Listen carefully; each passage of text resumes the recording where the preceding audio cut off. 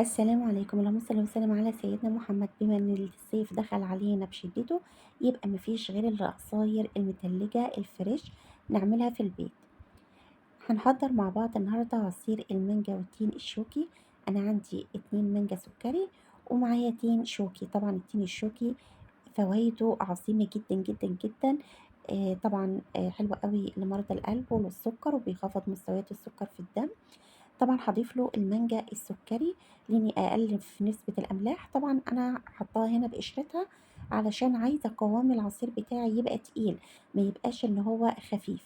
طبعًا محلات العصير بتضيف المانجا بقشرتها علشان تدّيكِ عصير قوامه تقيل. هنا أنا حطيت بقى عسل نحل، ممكن أنتِ تستبدلي عسل النحل بسُكّر، بس أنا حبيت إن أنا أخلّيه كده إن هو يعني يبقى عصير صحّي شوية. وهاضيف طبعًا كوباية ونُص من المَيّة المتلجة. فيكِ إن أنتِ تحطي تلج، بس أنا ما كانش عندي تلج، فحطيت كوباية ونُص من المَيّة المتلجة. هو الإجمالي إن أنا هاحط 3 كوبايات، بس علشان أنا خُفت إن أنا لمّا آجي أضرب الخلاط يعني أشغّل الخلاط المَيّة تطرطش من برّه.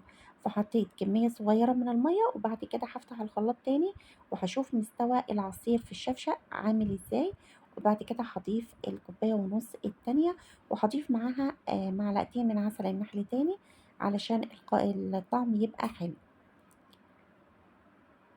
هنا حطيت المَيّة وكمان حطيت عسل النحل، بس اللقطة دي ما اتصورتش معايا. وهاضرب كده الخليط مع بعض وبعد كده نوقّف الخلاط بتاعنا ونبدأ نصفّي المشروب الجامد بتاعنا. مشروب مغذي جدًا، جدًا، حلو أوي. طبعًا ادخلوا اعملوا search على التين الشوكي، فوايده رهيبة جدًا، جدًا، جدًا. والمانجا كمان فوايدها حلوة جدًا. طبعًا دي كوباية العصير المتلجة اللي تنفعنا دلوقتي في الجو الحر موت اللي إحنا عايشين فيه ده دلوقتي. عايزة أقول لكم إن ميكس المانجا مع التين الشوكي رهيب جدًا في طعمه. لو عجبكم الفيديو ما تنسوش لايك واشتراك في القناة.